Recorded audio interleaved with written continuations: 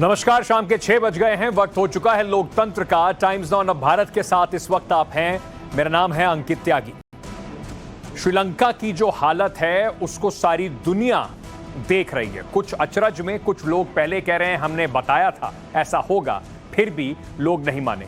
क्या कभी सोचा था कि राष्ट्रपति के जनता इतनी त्रस्त हो चुकी है कि राष्ट्रपति के घर के ऊपर ही उन्होंने हमला कर दिया, प्रधानमंत्री के घर के ऊपर ही हमला कर दिया। सबसे पहले श्रीलंका से जुड़ी हुई एक ब्रेकिंग न्यूज आ रही है। आपको उसी से लोकतंत्र की शुरुआत करते हुए आपको बताते हैं कि श्रीलंका में जो इस वक्त हालात बने हुए हैं, राष्ट्रपति चुनाव की घोषणा की गई है। श्रीलंका में 20 जुलाई को राष्ट्रपति के चुनाव होंगे। श्रीलंका की मीडिया के हवाले से ये खबर बताई जा रही है कि राष्ट्रपति राजपक्षे श्रीलंका, राष्ट्रपति गोटाबाया श्रीलंका छोड़कर भाग चुके हैं। स्पीकर के संपर्क में राष्ट्रपति हैं, ऐसा कहा जा रहा है। बुरे हालात में इस वक्त श्रीलंका, अर्थव्यवस्था पूरी तरह से चरमराई हुई, दवाइयों की, खाने की, डीजल पेट्रोल की, हर चीज की कमी हो रखी है इस वक्त श्रीलंका में। और उसी के चक्कर में जो आप लगातार प्रदर्शन देख रहे हैं, जनता बिल्कुल त्रस्त हो चुकी है। 20 तारीख को यहां पर फिर से चुनाव होने वाले हैं। सबसे पहले मेरे सहयोगी प्रियांक इस वक्त हमारे साथ जुड़ रहे हैं। प्रियांक के पास चलते हैं। श्रीलंका से, कोलंबो से लगातार एक एक पल की खबर लेकर टाइम्स ऑफ भारत पर आ रहे हैं। प्रियांक, जिस तरीके की स्थिति बनी हुई है, अराजकता की स्थिति बनी हुई है, कोई सरकार नहीं, कोई समझ में नहीं आ रहा कि कैसे श्रीलंका को इस मुश्किल वक्त से बाहर निकाला जाए। राष्ट्रपति चुनाव होंगे, लोगों को उम्मीद है क्या? लोग बढ़ चढ़ के इसमें हिस्सा लेने की उम्मीद, ऐसी बात करी होगी आपने लोगों से, क्या कह रहे हैं?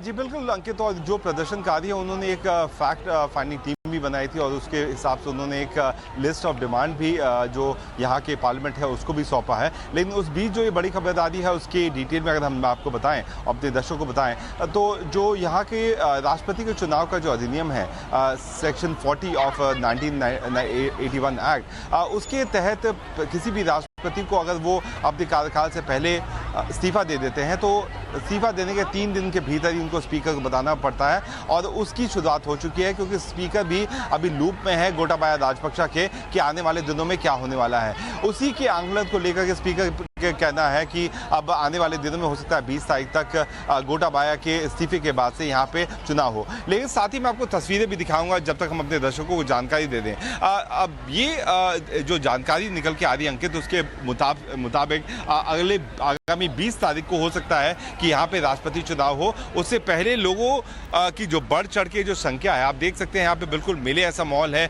गाड़ियाँ नहीं चल रही हैं, लोग कई किलोमीटर चल करके अपने अपने घरों से निकल के आ रहे हैं और ये राष्ट्रपति भवन की तरफ जा रहे हैं। और सुबह से हमने देखा कि कई हजार से करीब लाख लोगों का तांता जो है वो यहाँ पे जुड़ा हुआ है। थक जाते हैं तो थोड़े थोड़े समय पे लोग यहाँ पे बैठ भी जा रहे हैं। गाड़ियाँ नहीं चल रही है, लेकिन एक इमोशनल अटैचमेंट जो होता है अंकित, वो काफ़ी देखने को मिला कि वो इमारत, वो दफ्तर जहाँ से अब तक उनके ज़िंदगी का निर्णय होता था, वो अब खाली है। इसी को लेकर के लोग वहाँ पे जाते हैं और काफ़ी देर तक समय व्यतीत करते हैं। तो हो सकता है कि आने वाली 20 तारीख को राष्ट्रपति का चुनाव हो। और गोटाबाया के बारे में जो जानकारी मिल रही है, उन्होंने स्पीकर से संपर्क साधा है और उन्होंने बताया है कि मैं पास के ही आइलैंड में हूं। हमने जो अपने दर्शकों को तस्वीरें दिखाई थी कि कैसे वो पीछे के रास्ते नेवी एरिया से होते हुए एक शिप लेके, नेवल शिप लेके यहाँ से रवाना हो गए थे। तो हो सकता है गोटाबाया वापस से देश में आने की कोशिश करें या बाहर से ही अपने इस्तीफे की पेशकश कर दें, ये देखने वाली बात होगी। लेकिन लगातार लोगों का गुस्सा जो है राजपक्षे परिवार के लिए वो बढ़ता गया। गोटाबाया को इस्तीफा देने के लिए मजबूर करने के लिए लोगों ने कई दिनों तक संघर्ष किया, एक पूरा आंदोलन चलाया। और जब तक बात नहीं मानी, उसके बाद हालात जहां प्रियांक खड़े हैं, आप देख सकते हैं कैसे बिल्कुल जनता सड़कों पर उतरी हुई है। प्रियांक, बहुत बहुत शुक्रिया हमारे साथ जुड़ने के लिए। प्रियांक लगातार कोलंबो से रिपोर्टिंग कर रहे हैं और वो वहां पर भी पहुंचे। राष्ट्रपति, क्योंकि श्रीलंका के अब फरार हैं, प्रधानमंत्री इस्तीफा दे चुके हैं, समझ में नहीं आ रहा है कि श्रीलंका चला कौन रहा है। कोलंबो में राष्ट्रपति भवन पिकनिक प्लेस बन गया है। लेकिन सवाल उठता है कि जब राष्ट्रपति भवन में हजारों आक्रोशित लोगों की भीड़ जमा थी तो राष्ट्रपति निकल कैसे गए? श्रीलंका से exclusive ground report.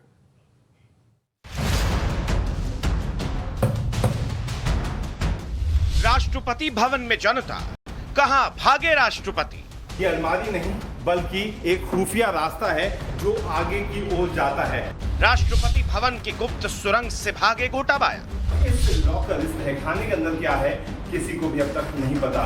Rashtrapati Bhavan के गुप्त तहखाने में क्या छिपा है। ये वो खुफिया रास्ता है जो श्रीलंका के राष्ट्रपति के घर के ठीक पीछे से ये निकलता है।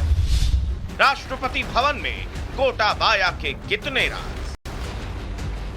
यह है श्रीलंका का राष्ट्रपति भवन। 2 दिन पहले तक यहां से देश की सत्ता चलती थी, लेकिन अब राष्ट्रपति खुद इसे छोड़कर चले गए हैं, भाग गए हैं। लेकिन सवाल यह उठता है कि हजारों लोगों की आंख में धूल झोंककर राष्ट्रपति फरार कैसे हुए। Times now Bharat reporter Priyank Tripathi Colombo पहुंचे। श्रीलंका के राष्ट्रपति भवन में लोगों की भीड़ के बीच पहुंचे।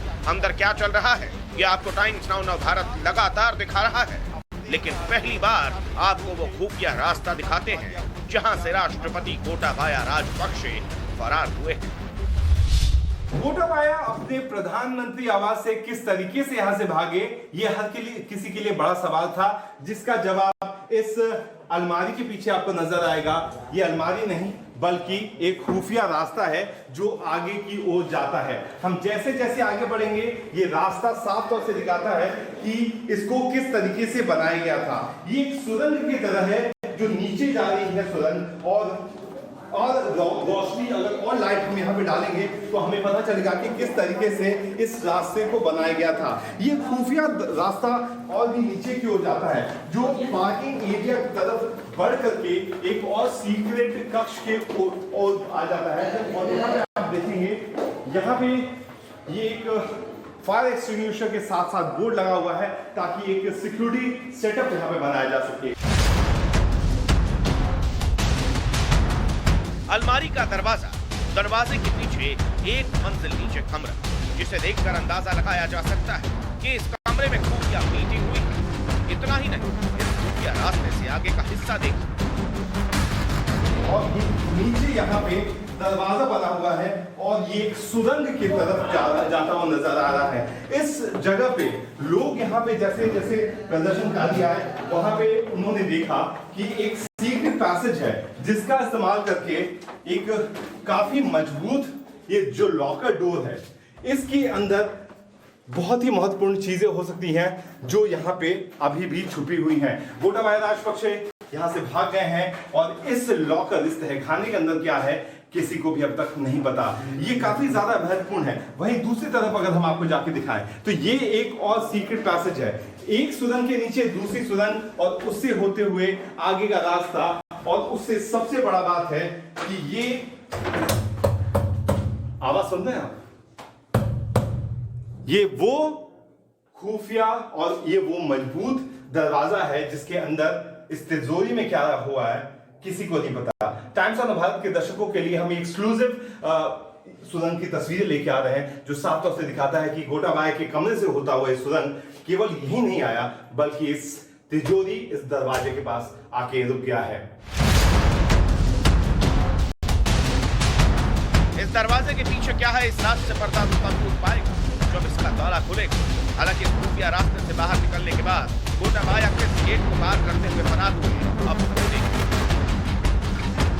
आप देख सकते हैं ये वो रास्ता है, ये वो खुफिया रास्ता है जो श्रीलंका के राष्ट्रपति के घर के ठीक पीछे से ये निकलता है। और इसमें ये बड़ी सी जो चाबी है ये इस स्लाइड होने वाले दरवाजे को खोलती है। बताया ये जा रहा है कि इसके ठीक पीछे नेवल बेस का वो हेडक्वार्टर्स है जहां से गोटाबाया फिर आगे की ओर बढ़ गए। नेवल बेस का जो दायरा है वो काफी ज्यादा दूर तक है, इसीलिए आपने तस्वीरों में देखा था कि किस तरीके से गोटाबाया राजपक्षा जब अपने पूरे परिवार के सदस्यों में से उनकी पत्नी और बेसिल राजपक्षा के साथ यहाँ से निकल रहे थे तो यहाँ पे कोई भी और ज्यादा नहीं था। ये देखिए वो टावर है जो यहाँ के जो नेवल बेस है उसका टावर है। इसी नेवल बेस के टावर से होते हुए गोटाबाया राजपक्षा सीधे पहुंचे नेवी के उन 2 शिप्स के साथ जो यहां से रवाना होने में कामयाब हो गया। गोटाबाया राजपक्ष कहां है किसी को नहीं पता। उन्होंने राष्ट्रपति पद से इस्तीफा देने का ऐलान भी कर दिया है। लेकिन बड़ा सवाल यह है कि श्रीलंका में आगे क्या होने वाला है, क्योंकि इस सवाल का जवाब कम ही लोगों के पास है। Priyank Tripathi, Colombo, Times Now, Navbharat. तो आपने देखा कि किस तरीके से पूरे देश को अपने हाल पर छोड़कर गोटाबाया राजपक्षे फरार हो गए, लेकिन उन्होंने श्रीलंका को कंगाली की जिस दहलीज पर पहुंचा दिया है, अब उसकी पूरी कहानी भी आपको दिखाते हैं। देखिए कैसे पिछले 3 सालों में इस सरकार की नीतियों की वजह से श्रीलंका की जनता को कैसे 2 जून की रोटी के लिए जद्दोजहद करनी पड़ रही है।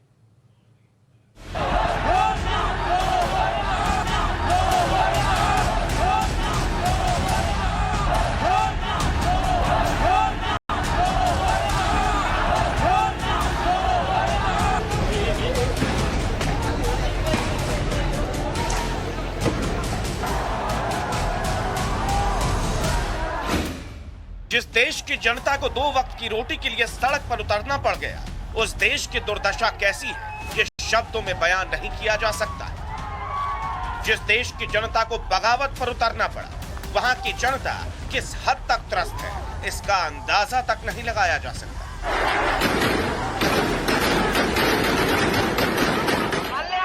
जिस देश की जनता ने अपने राष्ट्रपति को ही उसके घर से बाहर कर दिया, उस देश की हालत क्या है आप खुद समझ लीजिए।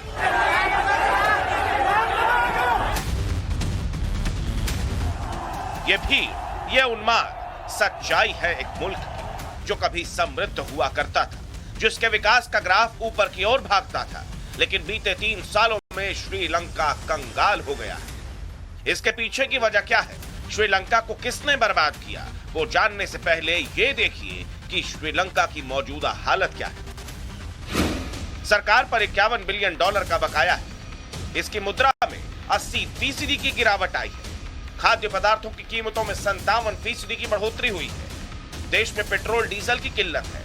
अस्पतालों में दवाइयों की कमी है। श्रीलंका की हालत ऐसी हो गई है कि अब उसके पास कुछ नहीं बचा है। सरकारी खजाना खाली हो गया है और इसके लिए जिम्मेदार भी सरकार ही है। गोटाबाया राजपक्षे फिलहाल फरार है। इनके सरकारी आवास पर अवाम का कब्जा है, लेकिन अपने कार्यकाल में इन्होंने श्रीलंका को कैसे गर्त में धकेल दिया, ये देखिए। साल 2019 में श्रीलंका के पास $7.6 बिलियन की विदेशी मुद्रा थी, जो अब घटकर $50 मिलियन से भी कम हो गई है।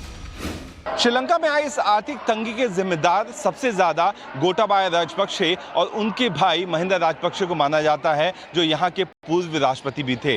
लेकिन इस पूरी आर्थिक तंगी की जिम्मेदारी सबसे ज्यादा जाती है उस टैक्स कटौती पे जो यहाँ पे लगाई गई थी। टैक्स कटौती से सरकार को $1.4 बिलियन का नुकसान हुआ। 2021 की शुरुआत में श्रीलंका में विदेशी मुद्रा की भारी कमी हुई। विदेशी मुद्रा की कमी को बैलेंस करने के लिए सरकार ने विदेशी फर्टिलाइजर के निर्यात पर रोक लगा दी। विदेशी फर्टिलाइजर के निर्यात पर रोक लगा तो बड़े स्तर पर फसलें बर्बाद हुई और चाय और रबर की खेती को बहुत बड़ा नुकसान हुआ।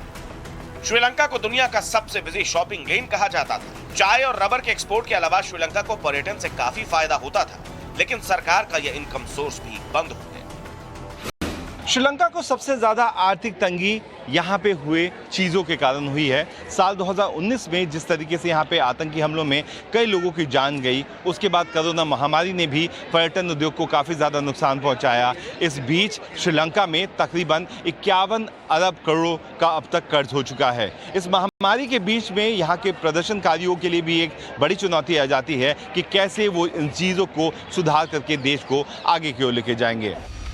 अब हालात ये हैं कि राष्ट्रपति फरार हैं, प्रधानमंत्री इस्तीफा दे चुके हैं, राष्ट्रपति भवन में जनता का कब्जा है, पीएम हाउस पर आवाम ने धावा बोल दिया है। ऐसे में सवाल ये उठता है कि श्रीलंका को आखिर चला कौन रहा है। दूसरा प्रश्न, ना प्रधानमंत्री ना राष्ट्रपति, ऐसे में देश कौन चला रहा है? मेरा उत्तर, इस समय श्रीलंका को कोई नहीं चला रहा है। कोई सरकार नहीं है श्रीलंका में, ना प्रधानमंत्री ना प्रेसिडेंट। स्पीकर को ये जब दोनों रिजाइन कर देंगे तब श्रीलंका की कॉन्स्टिट्यूशन में कि स्पीकर प्रेसिडेंट बनेगा इंटरिम 30 दिन के लिए, और उन 30 दिन के अंदर फिर वो अपनी पार्लियामेंट के अंदर जो एमपीज एक प्रेसिडेंट चुनेंगे उसको चुन के प्रेसिडेंट बनाया जाएगा। देश में न राष्ट्रपति है न प्रधानमंत्री। जल्द ही सर्वदलीय सरकार बनाने की कवायद तो शुरू हुई है, लेकिन श्रीलंका की स्थिति सुधरने में कितना वक्त लगेगा, इस पर बहुत बड़ा सवालिया निशान है। Priyank Tripathi, Colombo, Times Now, Navbharat. श्रीलंका में हाल बहुत ज़्यादा चिंताजनक हैं और उसका असर जो है वो भारत पर भी देखने को मिलेगा, क्योंकि कई सारे शरणार्थी वहां से निकल के पहुंचने की कोशिश करेंगे भारत में। सरकार किस तरीके से मदद कर रही है, लगातार दवाई भिजवाई जा रही है, पेट्रोल भिजवाया जा रहा है, और क्या कर सकते हैं अब ये आने वाले दिनों में देखना होगा।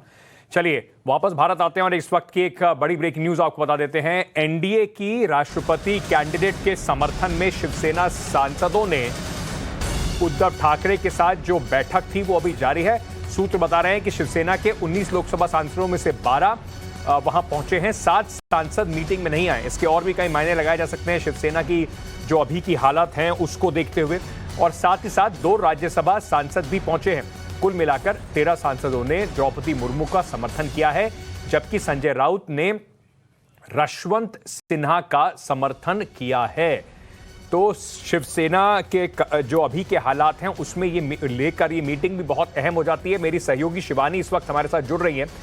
शिवानी, संजय राउत उद्धव ठाकरे के सबसे खास हैं, यशवंत सिन्हा को समर्थन कर रहे हैं, उद्धव ठाकरे किसको समर्थन कर रहे हैं?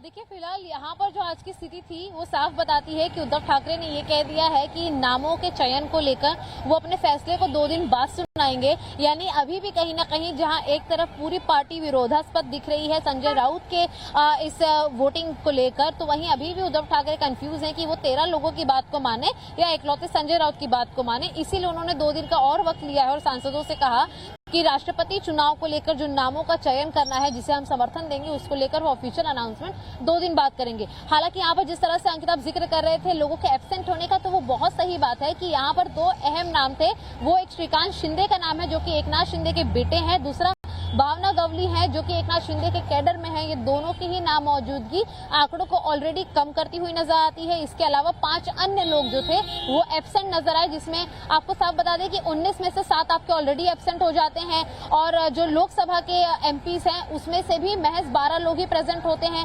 राज्यसभा के 2 अन्य लोग यानी कि प्रियंका चतुर्वेदी और संजय राउत के वोटों को गिना जाए तो 14 लोगों की मौजूदगी थी, जिसमें से 13 एक तरफ मुर्मू के समर्थन में नजर आए, तो वहीं संजय राउत जो थे वो सिन्हा के समर्थन में नजर आए। हालांकि पार्टी के अंदर जो सूत्रों का आधार पर अगर जानकारी दे दे तो वो ये भी है कि सभी सांसदों ने संजय राउत को लेकर अपनी तीखी टिप्पणी भी उद्धव ठाकरे के सामने रखी। न सिर्फ प्रेसिडेंशियल इलेक्शन को लेकर बल्कि पार्टी के स्टैंड को लेकर भी सभी संजय राउत के खिलाफ ही नजर आए हैं। तो कहीं ना कहीं संजय राउत अकेले एक तरफ पड़ते जा रहे हैं और उन्हीं को, चाहे एकनाथ शिंदे हो चाहे ये सांसद हो, बार बार उन्होंने ये बात कही कि संजय राउत एक प्रमुख कारण है, उनकी बयानबाजी एक प्रमुख कारण है शिवसेना के आज के हालातों का।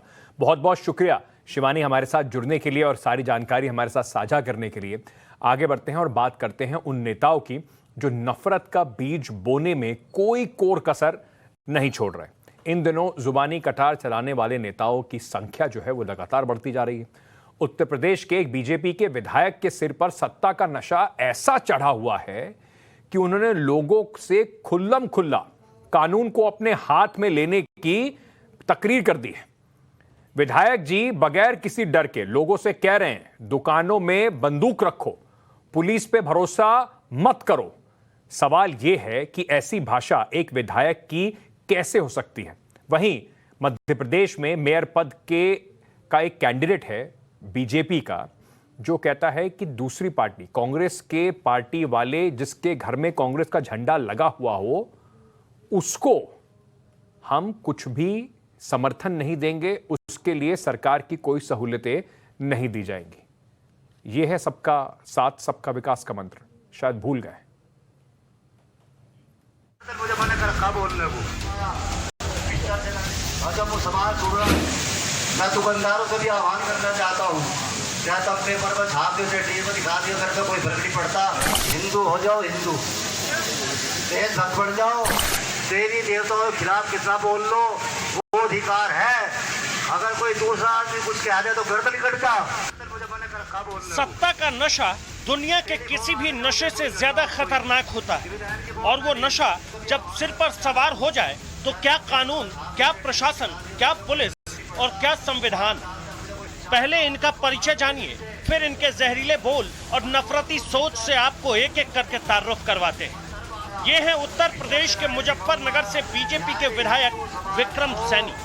समाज की सेवा के नाम पर वोट बटोर कर सैनी साहब जुबान से बेलगाम हो गए, इतने बेलगाम कि ना तो किसी बात का लिहाज है, ना ही किसी बात का डर।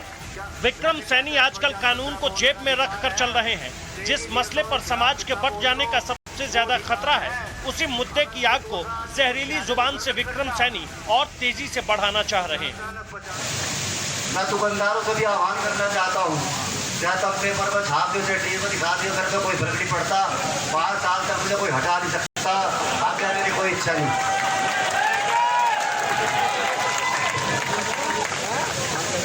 भाई दुकानदार अपने भी दुकानों पे एक पेटी रखो पत्थर, 4-5 रखो फाड़ लगे बिंटे, और 2 रखो पिस्टल। पत्थर बाहर जाना, टोपी ओढ़कर, फिर पुलिस यार कहाँ तक काम करेगी? इतनी पुलिस है कहाँ? जब तक पुलिस आ रहे हैं थारी दुकान में माल लगा दे, मकान में माल लगा दे। अरे बोलने दो, मेरा बहुत दिनों का नंबर है। मतलब 5 साल के लिए विधायक नहीं बने कि पूरे यूपी में प्रशासनिक ढांचे को ही चुनौती देने लगे। विक्रम सैनी के सामने बैठी भीड़ उनकी उन्मादी बातों पर तालियों की गड़गड़ाहट दे रही थी और विधायक जी जुबान के लगाम को ढील दे रहे थे। आगे बोलते बोलते फिर उसी मुद्दे पर आ गए, समाज को बांट देने वाली लकीर को और गहरी करने की कोशिश करने लगे। एक घटना से सारी बात समझ लेनी चाहिए। ये तो जाट गुजर सैडी फलाने ढिकटे पटे हुए हो आप, हिंदू हो जाओ हिंदू, देशभक्त बन जाओ, और जब वो समाज जुड़ रहा है वो भी बन जाए देशभक्त। पता नहीं उत्तर प्रदेश में बीजेपी के विधायक होने का क्या मतलब होता है। पता नहीं ऐसे विधायकों की ऐसी ऐसी बातें पार्टी आलाकमान तक पहुंचती भी है या नहीं। और पता नहीं जिस विधायक का कर्तव्य सबको साथ लेकर चलने की होती है, उनकी ऐसी सोच के लिए कौन जिम्मेदार है। मुझे मना कर रखा बोलने को, टेलीफोन आगे जाओ, उदयपुर की घटना हो तो ही विधायक जी बोलना नहीं। उदयपुर में जो घटना घटी, अरे नुपुर ने क्या बोल दिया? क्या वैसे कहते हैं प्रजातंत्र बोलने का अधिकार है, देवी देवताओं के खिलाफ कितना बोल लो वो अधिकार है। अगर कोई दूसरा आदमी कुछ कह दे तो गर्दन कट जा। कितनी आश्चर्य की बात है, जब बोलने के लिए मना किया था तब तो इतना कुछ बोल गए, कुछ छोड़ा ही नहीं। ऊपर से दूसरों को संविधान की बात बताते बताते खुद ही संविधान के खिलाफ हो गए। व्यक्तिगत राय होगी, मैं उन पे तो कोई कमेंट नहीं करना चाहता, लेकिन मैं तो ये ज़रूर कहूँगा कि आज जिस तरीके से सुरक्षा का माहौल उत्तर प्रदेश में पैदा हुआ है, और उसका प्रत्यक्ष उदाहरण है कि आज हमारी सरकार 37 वर्षों बाद उत्तर प्रदेश में लौटी है, सत्ता में वापसी करी है। पहले कभी ऐसा नहीं हुआ, 37 वर्षों पहले होता था, लेकिन 37 वर्षों में अब हुआ है। मैं समझता हूँ कि सुरक्षा का माहौल जो प्रदेश के जनमानस में आया है, उसका एक बहुत महत्वपूर्ण कारण है ये। वैसे भी विक्रम सैनी अकेले नहीं है। अब मध्य प्रदेश के रतलाम चलिए, प्रहलाद पटेल अभी मेयर पद के लिए उम्मीदवार ही हैं, लेकिन उनके माथे पर भी नशा अभी से सवार है।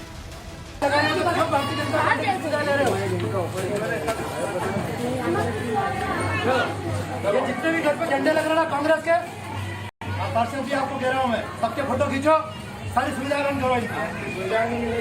कोई फर्क नहीं पड़ता, 5-10 घर वोट नहीं देते, लेकिन सबक सिखाओ।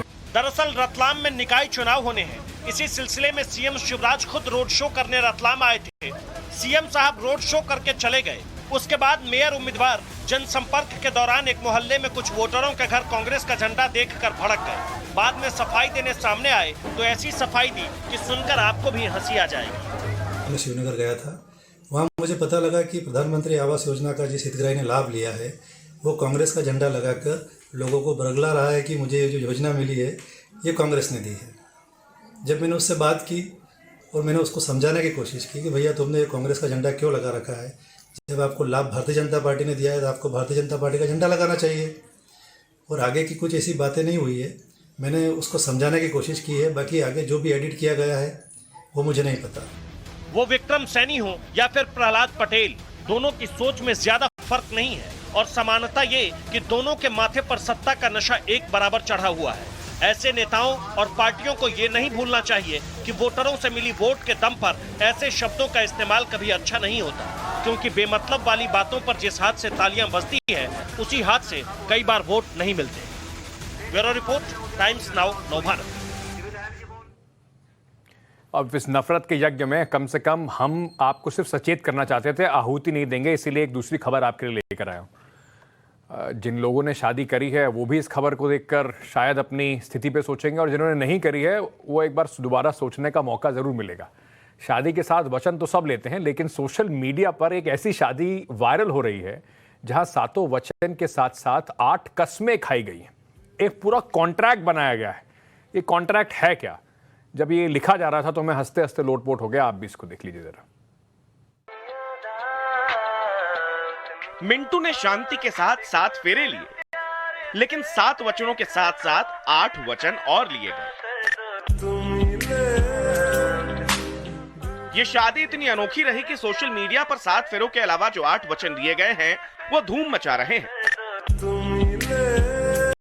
दरअसल 7 फेरे लेने के बाद मिंटू और शांति ने एक कॉन्ट्रैक्ट साइन किया। इस कॉन्ट्रैक्ट में लिखा है, महीने में सिर्फ एक बार पिज्जा खाना है, घर के खाने को मना नहीं करेंगे, पत्नी घर में हमेशा साड़ी पहनेगी, रोज जिम जाएंगे, रविवार को नाश्ता पति बनाएगा, लेट नाइट पार्टी पति पत्नी साथ ही जाएंगे, हर पार्टी में पत्नी की अच्छी फोटो खींचनी होगी और हर 15 दिन में पति शॉपिंग करवाएगा। शादी से पहले लड़का लड़की एक दूसरे को न जाने कितने वादे करते हैं। इनमें से कितने वादे पूरे होते हैं, कितने नहीं, ये तो शादीशुदा कपल ही बता पाएंगे। लेकिन मिंटू और शांति ने एक कदम आगे बढ़कर कॉन्ट्रैक्ट साइन किया है। इस कॉन्ट्रैक्ट पर पति पत्नी के साथ साथ शादी में आए गेस्ट्स ने भी गवाह के तौर पर साइन किया। ब्यूरो रिपोर्ट, टाइम्स नाउ, नव भारत।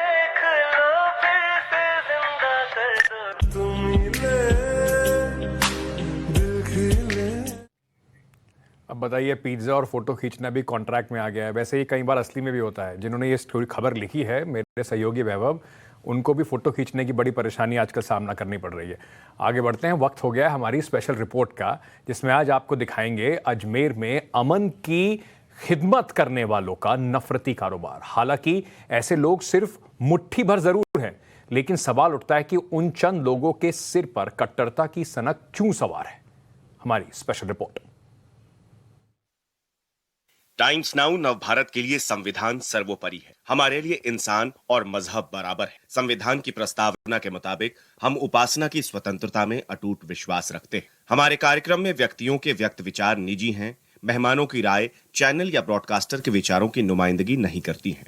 अभिव्यक्ति की आजादी की तरह हम आस्था का भी पूरा सम्मान करते हैं। ऐसे में कार्यक्रम में शामिल बयानों का मकसद किसी जीवित या मृत व्यक्ति, संस्था, समुदाय, धर्म या संगठन को बदनाम या किसी की भावनाओं को ठेस पहुंचाने का नहीं है। चैनल या प्रसारणकर्ता किसी भी रूप में इसके लिए जिम्मेदार नहीं है।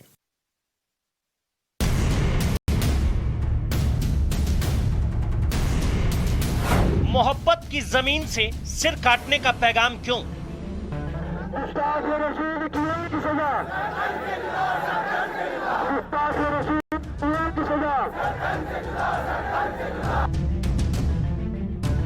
जो नुपुर शर्मा की आएगा। काम खिदमत का तो कारोबार नफरत का क्यों?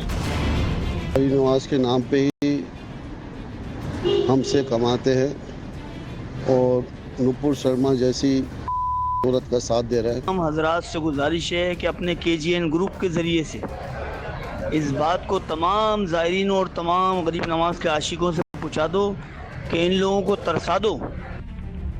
ख्वाजा मोइनुद्दीन चिश्ती की दरगाह, जहां का पैगाम है मोहब्बत सबसे, नफरत किसी से नहीं। वहां की खिदमत करने वाले चंद खादिमों की जुबान से नफरत के ऐसे अल्फाज निकले कि उन्हें सुनकर पूरा हिंदुस्तान हैरान है। कानून को सूली पर टांग कर सर कलम करने की बात करने वाला एक कथित खादिम सलमान चिश्ती 14 दिन की न्यायिक हिरासत में है, तो वहीं गरीब नवाज की दहलीज से सर कलम करने का नारा देने वाला एक और खादिम गौहर चिश्ती अभी भी फरार है। लेकिन ताजा खबर यह है कि गौहर चिश्ती पर अब NIA का शिकंजा कसना भी शुरू हो गया है। सूत्रों के मुताबिक NIA की टीम ने अजमेर में गौहर चिश्ती की जांच शुरू कर दी है। बताया जा रहा है कि दरगाह थाना कंट्रोल रूम से 3 महीने के CCTV फुटेज निकलवाए गए हैं। साथ ही गौहर चिश्ती के उदयपुर के कातिलों से कनेक्शन की तफ्तीश भी जारी है। गौहर चिश्ती के नफरती बोल आपको एक बार फिर सुनाएंगे, लेकिन उससे पहले आपको 2 ऐसे खादिमों के वायरल ऑडियो सुनाते हैं जिनके जरिए गरीब नवाज के बंदों को भी हिंदू मुसलमान में बांटने की कोशिश की गई। आप लोग देखें इनको, ये गरीब नवाज के नाम पे ही हमसे कमाते हैं और नुपुर शर्मा जैसी औरत का साथ दे रहे हैं, जबकि इनको अपना साथ देना चाहिए।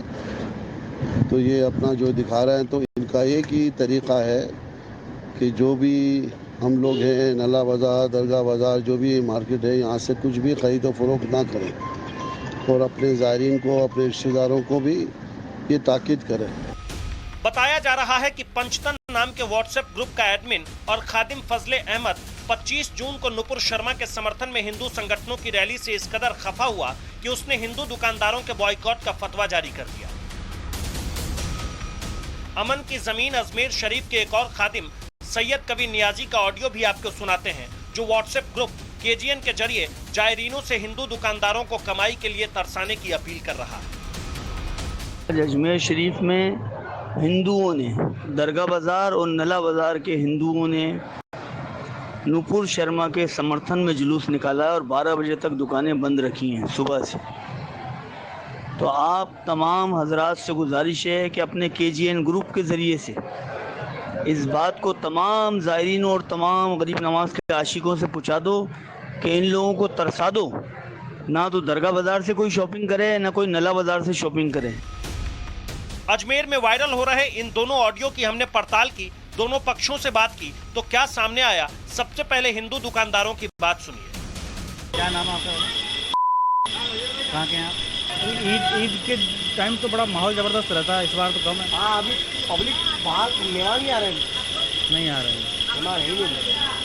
अच्छा, ये जो यहाँ पे उदयपुर में जो है उस चक्कर में है क्या गड़बड़ बोल रहा है?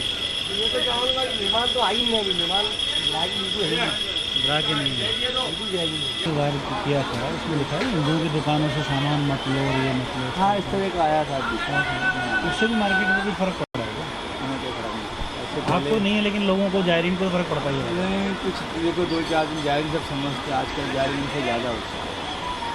हमारे पास जायरीन आता तो हमारे पास इनके लिए बोल के जाते हैं कि अंदर लूट खसोट हो रही है, ये तकलीफ है, वो तकलीफ है। अंदर किस तरह की लूट खसोट है? ये सब तरह के लोग जो है कि यहाँ पे तला लो, यहाँ पे रखो, यहाँ पे रखो, यहाँ पे। हाँ, वो लूट खसोट में इनके आपस में भी, खादिमों के भी इनके आपस में रहते हैं। हमारा मकसद हर पक्ष को सामने लाना था, लिहाजा हमने हिंदू दुकानदारों के बॉयकॉट वाले ऑडियो पर मुस्लिम दुकानदारों का पक्ष जानने की भी कोशिश की। 17 तारीख को कोई ये तो चलो रैली निकल दी, जैसे हिंदुओं की रैली उनकी निकली, जैसे यहाँ मुस्लिम बस भैया आप, वो तो शांति सुकून से निकली थी। नहीं, कुछ ऑडियो भी चले थे जिसमें कहा था हिंदुओं की दुकानों से मत। नहीं, ये तो अफवाह थी, ये अफवाह थी, ये कुछ नहीं बोला। वो तो 17 तारीख को जुलूस निकला था खाली उसके लिए। अच्छा, बस शांति निकाला। उसके बाद इनकी जो आरएस वालों ने, इन्होंने फिर जुलूस निकाला तो मामला पकड़ा हुआ। बाकी तो कुछ नहीं था, झगड़ा तो यहाँ हुआ ही नहीं, यहाँ होता भी नहीं झगड़ा, यहाँ फ़र्क पड़ जाता है। जो उदयपुर में हुआ, यहाँ मामला खराब हुआ। जो पब्लिक आती है समझ लो 10% पब्लिक बची, मार्केट खराब हो गया। जहाँ लाखों रुपए सेल होती है वहाँ 10,000 सेल नहीं। अमन की जमीन अजमेर के फिजाओं में भाईचारे का एहसास चप्पे चप्पे पर होता रहा है, लेकिन यहीं पर 17 जून को खादिम गौहर चिश्ती ने कुछ ऐसा कह दिया जिसने जायरीनों के जहन में डर भर दिया। अगर कोई हमारे हुजूर की शान में गुस्ताखी करेगा तो हम उसकी गुस्ताखी को कतई बर्दाश्त नहीं करेंगे। गुस्ताख रसूल की एक सजा, गुस्ताख रसूल की एक सजा, गुस्ताख रसूल की एक सजा, गुस्ताख रसूल की एक सजा। ये वही गौहर चिश्ती है जिसका विवादों और साजिशों से पुराना नाता रहा है। ये वीडियो साल 2020 का है, जब गौहर चिश्ती सीआरपीएफ कैंपस का वीडियो बनाते सरेआम पकड़ा गया था।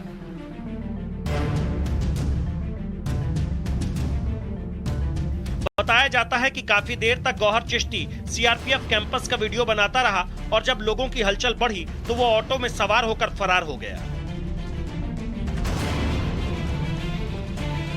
जासूसी के शक में गौहर चिश्ती को पुलिस ने 17 जनवरी 2020 को पकड़ा था। उसका मोबाइल और 4 सिम कार्ड जब्त किए गए थे। बाद में गौहर चिश्ती के मोबाइल और सिम की जांच के बाद उसे चेतावनी देकर छोड़ दिया गया था। लेकिन अब भड़काऊ नारेबाजी और उदयपुर की बर्बरता के मुजरिमों से रिश्ते के आरोप में गौहर चिश्ती की तलाश तेज है। खबर है कि वो राजस्थान से बाहर है, लेकिन उम्मीद है कि जल्द ही वो सलाखों के पीछे होगा।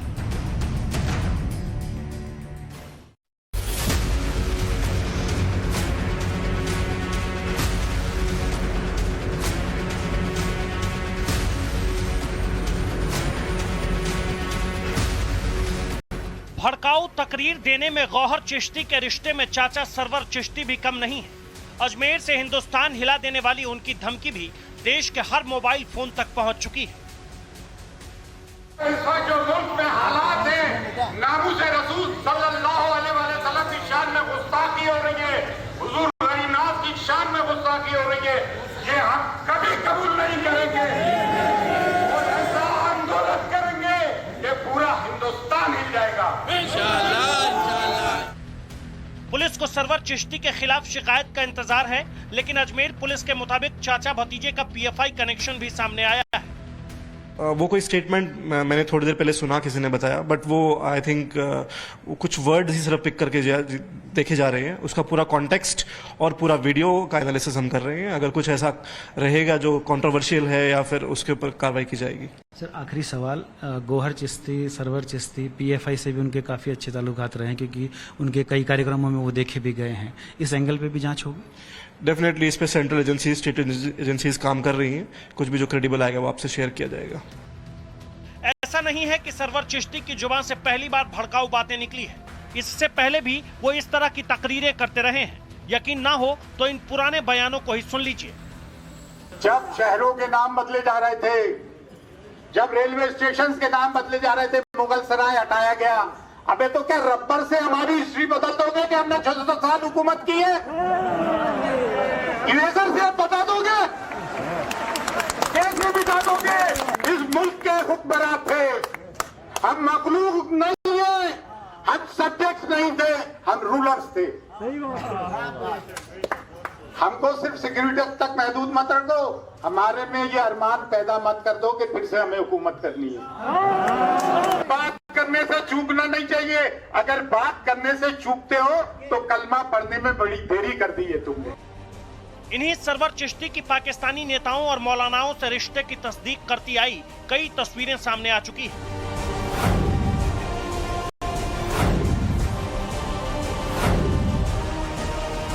भड़काऊ खादिमों की फेहरिस्त में शामिल सलमान चिश्ती तो जेल की सलाखों के पीछे पहुंच चुका है।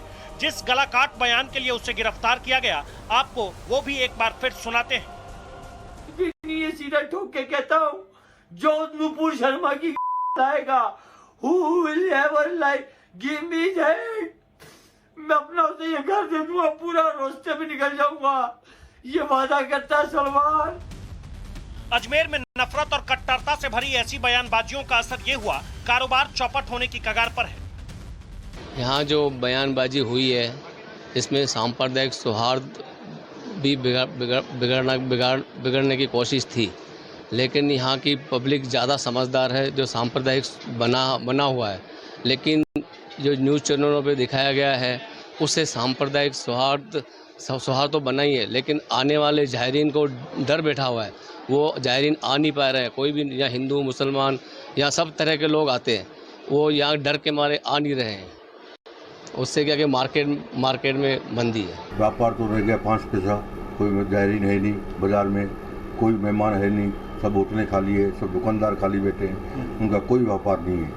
जो इन्होंने गलत बयानबाजी करी है, उसको जैसा हर एक आदमी डरता है अजमेर आने से, बिल्कुल वो बस बचना चाहता है। बिल्कुल नहीं आ रहे, बिल्कुल गाड़ियाँ खाली आ रही है, बसें खाली आ रही है, वीडियो कोच खाली आ रहे हैं, सारे खाली आ रहे हैं। कम से कम जो 50 करोड़ का नुकसान हुआ। होटल कारोबारियों के मुताबिक तो पहले की बुकिंग कैंसिल हो रही है। आलम यह है कि होटल बिजनेस शिखर से शून्य तक पहुंच गया है। होटल रॉयल अजमेर हमारा होटल है, दरगाह बाजार में होटल है। वैसे ईद पे 12 महीने से बहुत अच्छा धंधा चल रहा था। जब से ये हुआ है उसके बाद तो बिल्कुल जीरो पे आ गया। जो भी बुकिंग हमारी थी, ऑलरेडी बुकिंग करी हुई थी, सब कैंसिल हो चुकी है। पूरा 100% ही नुकसान हो रहा है। जो भी नुकसान हो रहा था जब तो जीरो पे आ गया डायरेक्टली। हमारी कितनी होटल है तो बिल्कुल खाली पड़ी है, एक भी रूम लगा हुआ नहीं है। यही वजह है कि अब गरीब नवाज के सच्चे और पक्के खादिमों ने नफरत फैलाने वालों के खिलाफ खुला पैगाम जारी कर दिया है। ये कतई तौर पे ये नारे जो लगते हैं सरतन से जुदा, ना तो दीन का हिस्सा है ना इस्लाम का हिस्सा है। ये अपनी अना के बिना पे, अपनी ईगो के बिना पे जो मौलवी हजरात या जो भी लोग ऐसे बदबख्त लोग जो हैं, जो इस आवाम को गुमराह कर रहे हैं, इस आइडियोलॉजी को लेके आ रहा है आवाम के अंदर, उसकी हम सख्त मजम्मत करते हैं, इसको डिनाउंस करते हैं और आवाम से ये अपील करते हैं कि कोई भी ऐसे शख्स जो आपको गुमराह करते हैं इन नारों के ज़रिए, उनको डिनाउंस करें, उनको डिस्कार्ड करें, बेदखल करें और पुलिस और प्रशासन में उनकी रिपोर्ट करें। चिश्ती फाउंडेशन के फाउंडर हाजी सैयद सलमान चिश्ती कहते हैं, मारने काटने की बात करने वाले कट्टरता के ये चेहरे इस्लाम और गरीब नवाज के दुश्मन हैं। ऐसी तमाम तंजीमें, आइडियोलॉजीज जो गुमराह करती हैं आवाम को, उसको हम अजमेर शरीफ से डिनाउंस करते हैं। पूरी दुनिया में अगर कोई वायलेंस की बात करता है, कत्लो गारत की बात करता है, ना तो वो इस्लाम पे चलने के लायक है, ना तो हुजूर सल्लल्लाहु अलैहि वसल्लम का नाम लेने लायक है। और जो गरीब नवाज की तालीमात हैं, जो चिश्ती सूफी ऑर्डर हैं, चिश्ती तालीमात हैं, उसके ख़िलाफ़ है। कोई भी शख्स अगर वो किसी पद पे भी हो, किसी मेंबर पे भी खड़े होकर अगर ऐसी बात करता है जिसमें कत्लो गारत की बात है, चाहे उसका नाम सरनेम चिश्ती क्यों ना हो, उसको हम डिनाउंस करते हैं। कोई भी ऐसे लोग जो इंसानियत के कातिल हैं, उनको डिनाउंस करते हैं और इसको कम्युनिटी को बहिष्कार करना चाहिए। ऑल इंडिया सूफी सज्जादानशीन काउंसिल के चेयरमैन सैयद नसीरुद्दीन चिश्ती ने भी सलमान और गौहर चिश्ती जैसे खादिमों की सरतन से जुदा वाले नारों की कड़ी मजम्मत की है। हिंदू मुस्लिम तो करना ही नहीं चाहिए इस दरबार से। इस दरबार में मैं समझता हूँ जो कुछ हो रहा है, तो जितनी चोट हमारे दिलों पे लग रही है उतनी चोट हमारे हिंदू भाइयों के दिलों पे भी लग रही होगी। लाखों करोड़ों हिंदू भाई इस दरगाह के अंदर आते हैं, इस दरबार में आते हैं, इस दरबार से उनकी हर मनोकामनाएं पूरी हुई है, तो चोट सबके दिलों पे लग रही है। और ऐसी अगर स्पीच दी जाती है हिंदू साहिबान के लिए, दरगाह बाजार के लोगों के लिए, तो मैं गलत है। क्योंकि दरगाह बाजार के दुकानदार हों चाहे शहर के दुकानदार हों, उन्होंने हमेशा सहयोग करा है और हम सब मिलजुल के रहते आए हैं और आगे भी रहते रहेंगे। ऐसी सोच एक व्यक्ति विशेष की रही, ये सबकी सोच नहीं है, वो सबका मैसेज नहीं है। हम सब भाई हैं, हम सब हिंदुस्तानी हैं और हिंदुस्तान में मोहब्बत अमन का फिजा कायम रहे, इसके लिए हम तमाम लोग मिलजुल के काम करें।